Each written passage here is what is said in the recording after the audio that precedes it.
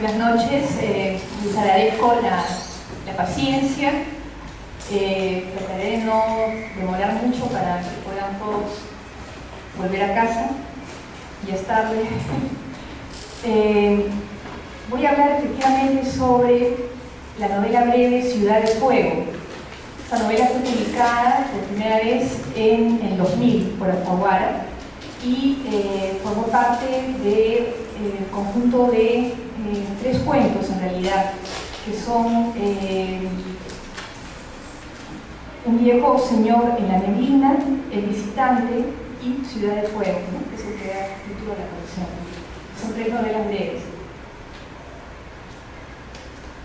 Si Borges se representaba el paraíso como una biblioteca, quizá Miguel Ángel lo entreviese como interminables canteras de mármol o Nureyev como un escenario donde dar giros en el aire ineterno. Si a cada quien le fuera asignado un paraíso a la medida de su deseo. Sin embargo, sin necesidad de pasar por el trámite de la muerte o de la creencia en otra vida, todos construimos un paraíso secreto en tanto rumiamos o acariciamos una idea o cumplimos una vocación que nos atrae íntimo regocijo, que, aunque el desaliento y el miedo hagan intermitentes, está siempre allí, lanzándonos su luz, su norte, desde el roquedal. Decía Federico García Lorca: dibuja un plano de tu deseo y habita ese plano, dentro siempre de una norma de belleza y alegría. No dejes que te venzan. En efecto, ese plano puede ser la poesía para los poetas, la medicina para los médicos, las piedras para los mineralogistas, la oración para los místicos. Los que sueñan con paraísos colectivos, antes que individuales, proponen reinos o repúblicas utópicas, casi siempre islas, habitadas por muchedumbres felices. Pienso en Platón, Tomás Moro, Jonathan Swift, Italo Calvino. Espacios igualmente poblados, pero de ultratumba, son el infierno, el purgatorio y el paraíso, concebidos por Dante. Para Emanuel Swedenborg, paraíso e infierno ultraterrenos son sencillas cuestiones de gusto. En realidad, para este teólogo sueco, siempre es paraíso.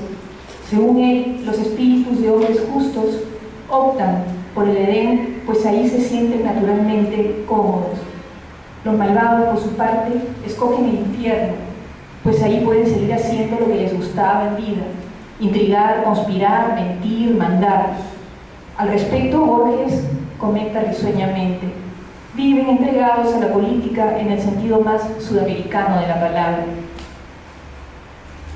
Imagino la felicidad del juez Malsón Urbina paseando su alma por una parada eterna que él experimentaría como paradisíaca, en tanto que otros calificarían de obviamente infernal. En fin, a partir de la visión de Swedenborg se hace más fácil entender que para todos no son ni de lejos distopías obvias aquellos tenebrosos estados totalitarios que imaginaron, por ejemplo, George Orwell, Aldous Huxley o Ray Bradbury.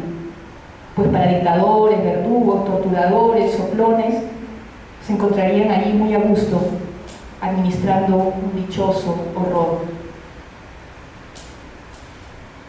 En la novela breve Ciudad de Fuego, un personaje sin nombre refiere cómo una noche, cuando tenía 10 años de edad, fue asaltado por la visión de una maravillosa ciudad, cuyas murallas, cúpulas y miradores refulgían en torno a una montaña. Tan poderosa es esta visión que consagrará su existencia a ella, primero a tientas, llevado por una vaga curiosidad estética e intelectual, y luego ya de manera deliberada. Como circunstancias familiares y económicas detuvieron sus estudios formales a los 14 años, el protagonista se consagrará en forma autodidacta al aprendizaje de distintas disciplinas y habilidades: idiomas, caligrafía, dibujo lineal, pintura, arquitectura, urbanismo. Su madre lo alienta sin saber que todo ello tiene que ver con la ciudad soñada. Cuando ella muere, él se sumerge más intensamente en el proyecto y entra a trabajar en la biblioteca de la Sociedad de Geografía, para estar más cerca de los libros que requiere su secreta lectura. Una noche en que vuelve a surgir con fuerza la visión de la ciudad, el protagonista decide embarcarse en la lectura de libros de utopía. Lo impacta sobremanera Ciudad del Sol, de Tommaso Campanella, pues esta ciudad ideal se parece un poco a la suya. Y se dice que tal vez exista una ciudad arquetípica en el inconsciente colectivo, pues ciudades como Cusco, Praga, Tonquín, Malinas parecen derivar de un prototipo. De ahí su interés por Platón, Tomás Moro y Bacon. Su amor por el arte renacentista y barroco, por la literatura de viajes, los grabados de urbes antiguas, la poesía, la música y un aislamiento pertinaz, derivan en el hecho asombroso de que la ciudad que ha ido dibujando sobre el papel comienza a corporizarse ante su mesa de trabajo, y tanto que él entra 2 veces en ella. Cuando por tercera vez la ciudad se le aparece, el protagonista decide abandonar la caótica Lima en que ha transcurrido su recogida existencia e ingresar para siempre y como habitante único en su ciudad imaginaria.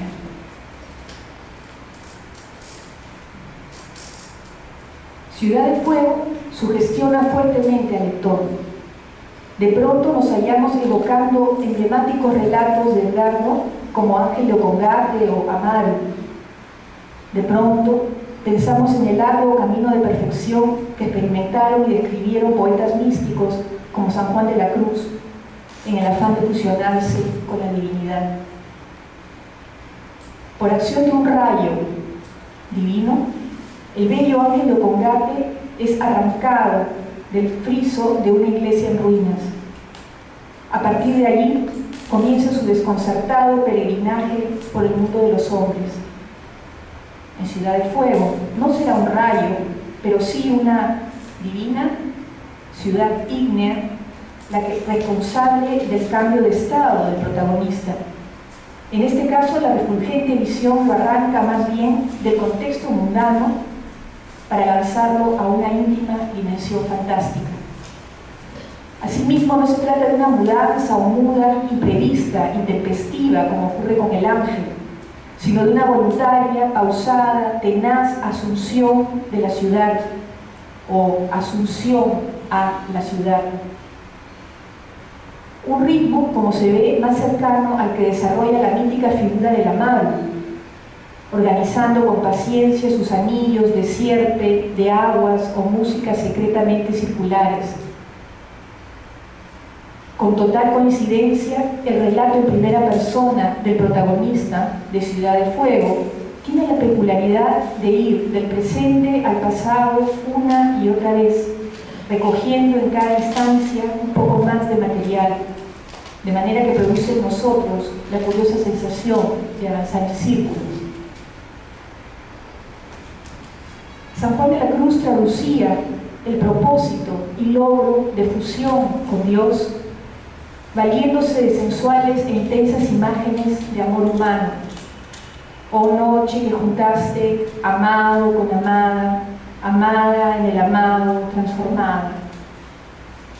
O, en el caso del cántico espiritual, leemos: en la interior bodega de mi amado bebí, y cuando salía por toda aquesta vega, ya cosa no sabía, y el ganado perdí, que antes seguía. Edgardo Rivera, sin duda, el escritor contemporáneo que con mayor profundidad y belleza ha expresado el sentimiento místico a lo largo de toda su obra, presenta en Ciudad de Fuego el mismo deseo de fusión con una instancia sobrenatural, valiéndose del bellísimo relato de un hombre que se fusiona con una ciudad. Las ansias, la devoción y la plenitud que producen la búsqueda y encuentro con esta ciudad, también, como en San Juan, adquieren características del amor humano. Cito en la novela de Edgardo, dice el personaje: no hablé a nadie de mis propósitos, aunque no pude impedir que las inquietudes a que dieron lugar se reflejaran en el brillo febril de mis ojos ¿Te preocupa algo, hijo?, me preguntó mi madre. Respondí con una evasiva, y ella debió pensar que pasaba por una experiencia nueva y diferente, quizá el amor.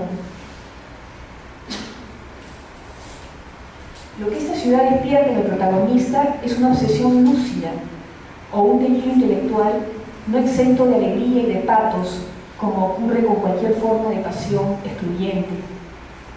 Incluso aquí podríamos referirnos una vez más a la estrecha relación entre la realidad psíquica del amor y sus manifestaciones psicosomáticas, tan bellamente explicados por Dante en su Vita Nova, y que Rivera Martínez en Ciudad de Fuego parece rendir un hondo homenaje. Pues a medida que la obsesión del protagonista se acrecienta, sus colegas en el trabajo creen que se encuentra enfermo. Cuando lo ven demacrado y ojeroso, cito, más de uno se consideró obligado a aludir a los servicios de salud del Seguro Social. El poeta florentino, a su vez, describe cómo la presencia de Beatriz, que también es definida como visión, produce en su espíritu efectos que se materializan en su cuerpo. Dante escribe, cito capítulo 4, un pedacito del capítulo 4 de la Vita Nova, dice: a partir de aquella visión comenzó mi espíritu natural a verse perturbado en su desenvolvimiento, pues mi alma hallábase entregada por completo a pensar en aquella gentilísima mujer. Así es que en breve tiempo tornéme de tan flaca y débil condición que muchos amigos se apesaraban con mi aspecto y otros muchos se esforzaban en saber de mí lo que yo quería a toda costa ocultar a los demás. En la novela de Edgardo, la visión que asalta al protagonista a los 10 años y luego 2 veces más, y que nos hace evocar los pocos, espaciados y brevísimos encuentros de Dante y Beatriz, relatados en la citada Vita Nova, por ejemplo, el primero a los 9 años, el segundo a los 18. La visión, digo, podría ser considerada una expresión de su inconsciente, tanto como un llamado o flechazo que llega desde afuera, tal como describen indistintamente místicos o amantes. Sea como fuere, propia o impuesta, lo cierto es que esta ciudad imaginaria irá cobrando forma o materialidad a raíz de los estudios, la disciplina y la mano que dibuja del mismo protagonista. Quiero decir con esto que la ciudad en la que finalmente entra no luce como una entidad separada y que lo absorbe desde fuera, por ejemplo, como el amado a la amada en San Juan, o el carro de fuego con caballos de fuego con que el profeta Elías es raptado al cielo. Tampoco es que el protagonista salga en busca de algo que existe en algún lugar, una suerte de tierra prometida para Moisés o el dorado para los conquistadores. La ciudad en la que acabará sumergiéndose como en una novia o un paraíso eterno es más bien una obra suya, una obra nacida de su fervor, de su inteligencia, de su mano. Una gesta afín a la de Dante, con la imagen de Beatriz, al concebir por ella y para ella, con fervor, inteligencia y el movimiento de la pluma sobre el papel, ese paraíso en el que poder contemplarla nuevamente a despecho de su muerte física. Es admirable cómo la breve novela de Edgardo, de clave tan íntima, prácticamente con un solo personaje, transmite un sentimiento oceánico de tanta belleza e intensidad en la línea de la paradigmática epopeya de Dante. Cito un pedacito del libro de Edgardo, dice: ¿qué poder era el de mis manos, el de mi fantasía, el de mis sueños, que así daba realidad, diáfana realidad, a lo que no habría debido ser más que un despliegue puramente imaginario? Esta situación lo hace parecer un Dios generador, o como se autodefine, un taumaturgo, uno que no desea crear un universo para otros, sino un espacio que refleje su mundo interior en íntimo regocijo. Cito: una ciudad mía, solo mía y además de fuego. una muy temprana aspiración a un entorno propio y original en el cual pudiera desarrollar armónicamente mi espíritu, un espacio a construir a lo largo de los años en procura de autarquía y que por todo ello no podía reducirse a las funciones y a la escala de una vivienda ordinaria.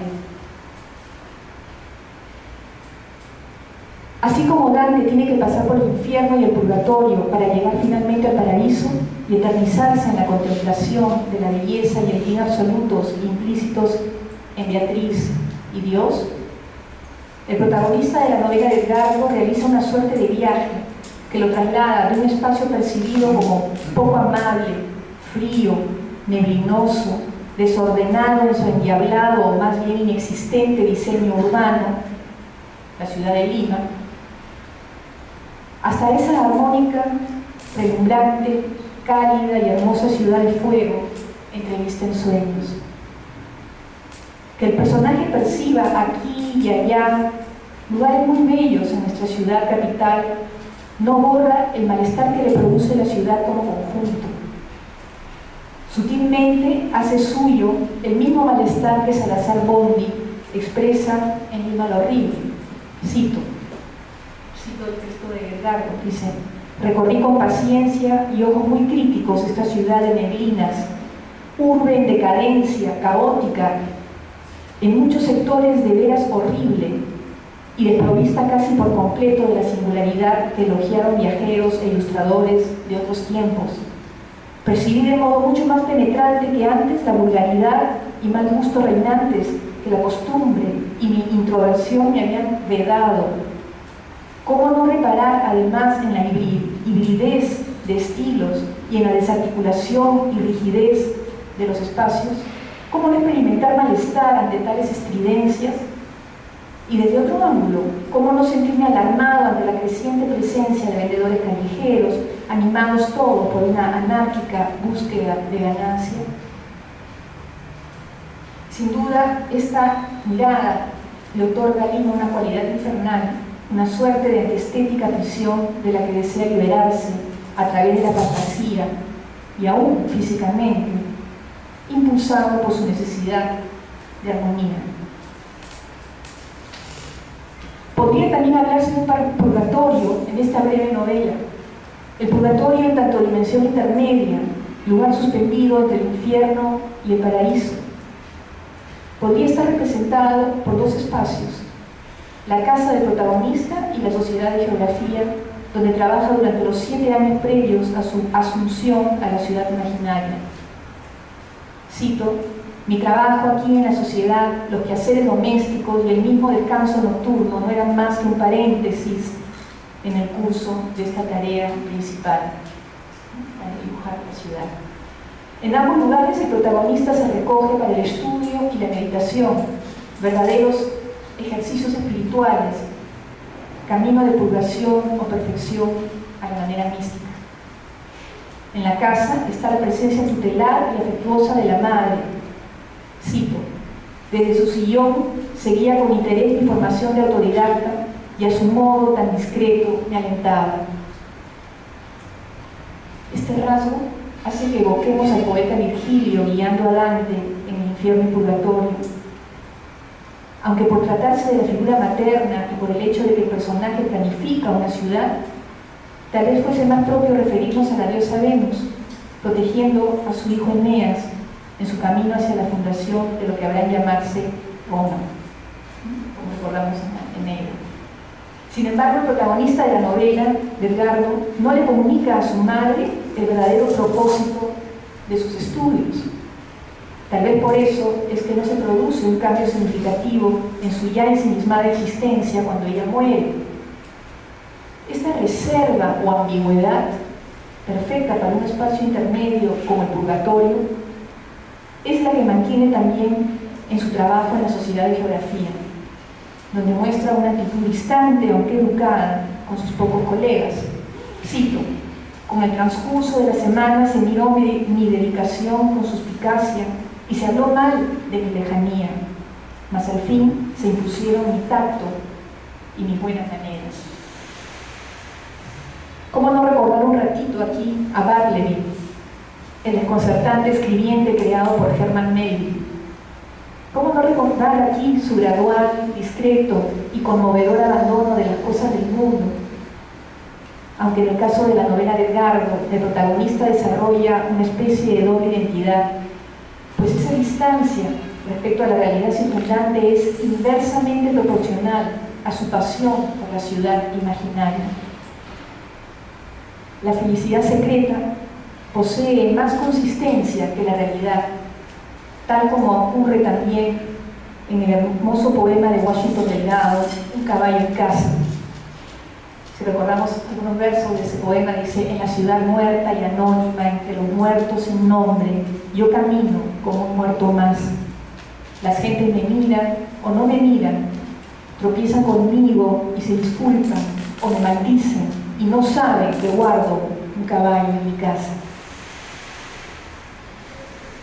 Un caballo que bien podría ser la poesía o un ideal de libertad. Precisamente el poema termina con los versos: guardo un caballo en mi casa, desesperadamente encadenado a mi sueño de libertad. Poesía y libertad desplegadas de manera ardua y compleja, pero necesaria, vital en la intimidad de la casa. También el protagonista de la historia de Edgardo guarda un secreto en casa. Sobre su mesa de trabajo dibuja con paciencia y amor durante años los planos de una ciudad soñada. Separado por una avenida y dos calles, se encuentra la Sociedad de Geografía, donde trabaja como auxiliar de biblioteca, aunque en realidad es la coartada idónea para continuar sus investigaciones personales. En ese lugar, descrito además en los tonos crepusculares del Purgatorio de Dante, cito en el texto de Edgardo, dice: altos muros de un sepia envejecido, cielo raso blanco, ventana inaccesible. Trabaja de manera continua y esperada, como si siguiera una vía purgativa en el afán de alcanzar la ciudad ideal, paradigma de orden y sentido superior. De hecho, el protagonista se gana a pulso, literalmente, el derecho a crear y habitar esa ciudad, tanto en lo que escribe en la oficina como lo que dibuja en su propia casa. Dibujar, estudiar, es como ir purificándose, llenándose de levedad para poder merecer el paraíso. Y así leemos en el texto de Edgardo esto: uno a uno se han sumado mis asientos, haciendo como fichas, y una y mil veces he transcrito títulos, nombres de autores, características de edición, y mi caligrafía, lejos de arrostarse por la rutina, fue tomando un trazo cada vez más elegante, con algo sin duda de los dibujos de la cartografía y el grabado barrocos de los que tantas muestras pasaban por mis manos. Precisamente en la Sociedad de Geografía es donde podía encontrar esos libros que me interesaban, ¿no? Planos de ciudades, de lugares, ¿no? En fin. El paraíso, finalmente, es la ciudad de fuego, una ciudad de belleza clásica, armónica, cálida, sólida, que contrasta, como contrasta el antiguo y tutelar sol del Perú andino frente a la niebla amorfa, húmeda, fría, de una Lima sentida básicamente como inauténtica e improvisada.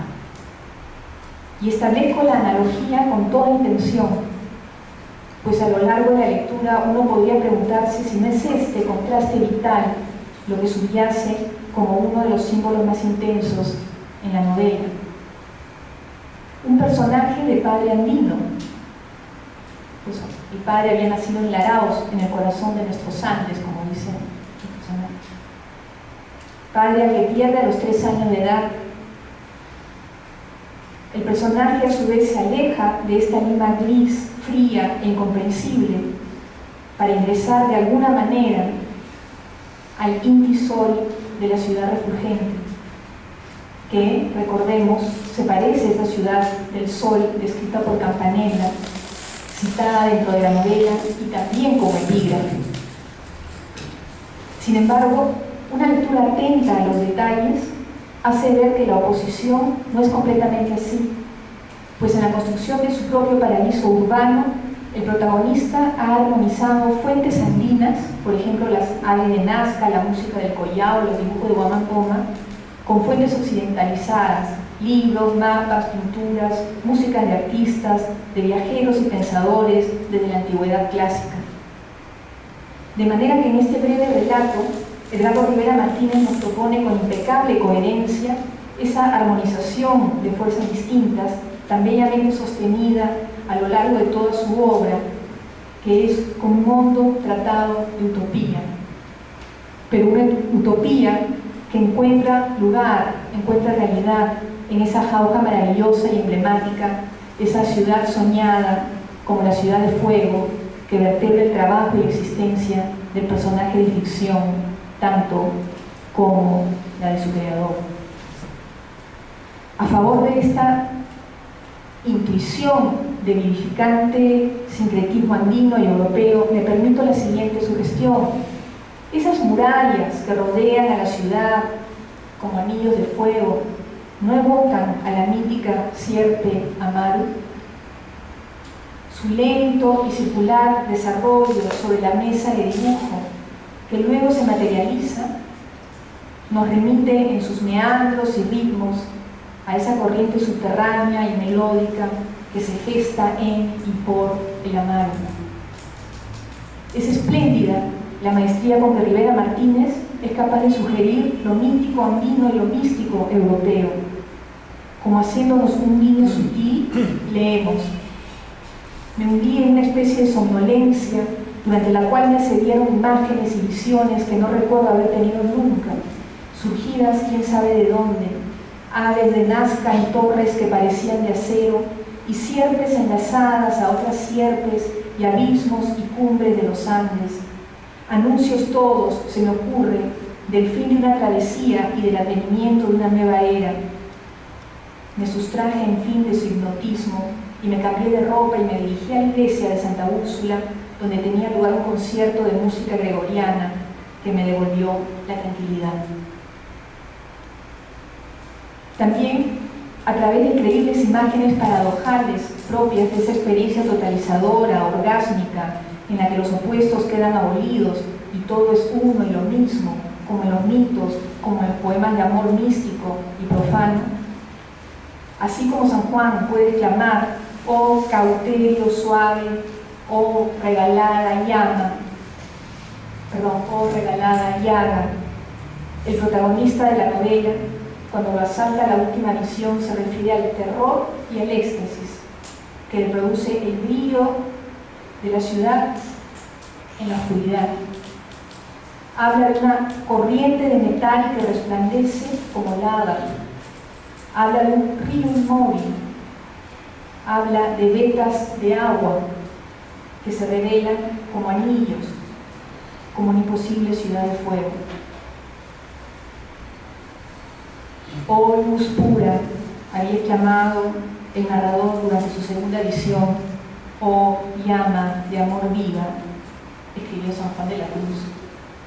También es impresionante observar la armónica forma en que se nos presentan aquí estados de éxtasis, de trance místico, a la vez que de reflexión, disciplina, lucidez. Como si en el protagonista se fusionaran el racional Dédalo, artífice que construye un laberinto perfecto y sabe cómo abandonarlo, y el delirante Ícaro, que es hipnóticamente atraído por la luz del sol. Viene a mi memoria el pequeño cuento de Martín Adán, Trance de poder. Cito un pequeño fragmento, dice: él quiere, oh sí, salir a la calle, franquear todas las puertas, ulular, arrancarse los cabellos con ambas manos, desgarrar su chaqueta y su chaleco. Querría todavía arderse, arder, inflamarse, llamear, quemarse, quemar, consumirse, consumir, amar, sin fin. Qué roja llama y qué ardor, qué llamear y quemar y consumirse de locura, impulsan al iluminado, a los colapsos de su corazón, a los calambres que rozan su cuero cabelludo, al caliente y al frío de su carne y de sus huesos, por el principio y fundamento de su corazón oxidado. En contraste con El iluminado de Martín Adán, la huida hacia la luz del también iluminado protagonista de Ciudad de Fuego no es destructiva, apocalíptica o dionisiaca en el sentido más exaltado, pues si bien no embargan visiones que lo postran, es solo con lucidez apolínea como se sumerge en la búsqueda de construcción y habitación de la ciudad. Su aventura existencial, que también podría interpretarse como delirio o locura, solo que una enajenación gradual y fría y no una combustión desordenada, implica un grado de constancia y disciplina necesario para hacerse digno de la visión de la Ciudad de Fuego, digno de reproducirla en un plano y digno de habitarla finalmente. Un cielo ganado arduamente. A más conocimientos y sabiduría, la ciudad se hace más y más consistente, al punto que puede entrar en ella en un sereno estado de, cito, plenitud y felicidad. Recordemos que para merecer a Beatriz y el cielo, Dante debió perfeccionar su alma. En el último capítulo de la Vita Nova, Dante decide callar y dedicarse al estudio para poder enfrentar la misión de escribir una obra que glorifique como es debido a Beatriz. La Divina Comedia aparece, en efecto, varios años después de Vita Nova. Voy a citar justamente un pedacito de Vita Nova en respecto. Dice: terminado este soneto, me sobrevino una extraña visión en que contemplé cosas tales que me determinaron a no hablar de aquella alma bienaventurada hasta tanto que pudiera hablar de ella más dignamente. Para lograrlo, estudio cuanto puedo. Creando una ciudad unipersonal, maravillosamente armónica, es como si el protagonista crease un útero materno, perfectamente autosuficiente, y se refugiara en él, una isla a la que llegara a trasbregar contra un mar tempestuoso, un monte Carmelo alcanzado en su cima, seno divino en el que los místicos se recogen, desnudos ya de vínculos sensoriales, un espacio de equilibrio, libertad y hermosura, como podría ser justamente el país de Jauja. Pero ¿acaso también estemos ante una metáfora de la muerte, a la que nos vemos aventados y que solo los verdaderos filósofos, como el protagonista de Ciudad de Fuego, asumen como camino consciente? Decía Sócrates: los hombres ignoran que los verdaderos filósofos no trabajan durante su vida, sino para prepararse a la muerte. Encantamiento, fascinación, asombro, gratitud son emociones que acuden a nosotros toda vez que leemos un texto de Edgardo Rivera Martínez. Me subyugan sus personajes, el modo como aparecen de pronto, solitarios, enigmáticos, errabundos, perplejos, envueltos en un extraño fulgor o música de danzantes, y que tras una mínima anécdota en la que el estupor de los otros los acompaña, se desvanecen de pronto en la luna como el unicornio, en la niebla como el viejo señor de la neblina, en el mar como Juan Clodoveo, en un barco que nadie ha visto como Juan Simón, o en una ciudad imaginaria como el personaje del que venimos hablando esta noche. Como miembros del coro en el teatro griego, los personajes secundarios se interrogan siempre sobre la proveniencia de aquel que ocupará el centro del vitral. Huérfano, extranjero, fantasma, ángel, demonio.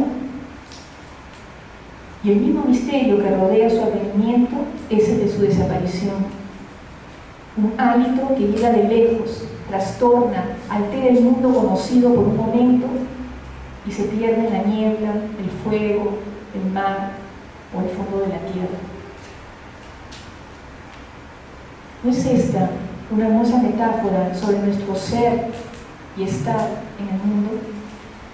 ese desconcierto, ese estupor de reconocernos solo de tránsito, frágiles, perecederos, seres hechizos, difuminados, que aparecemos y desaparecemos sin saber a dónde vamos ni de dónde venimos, como cantó el gran Darío.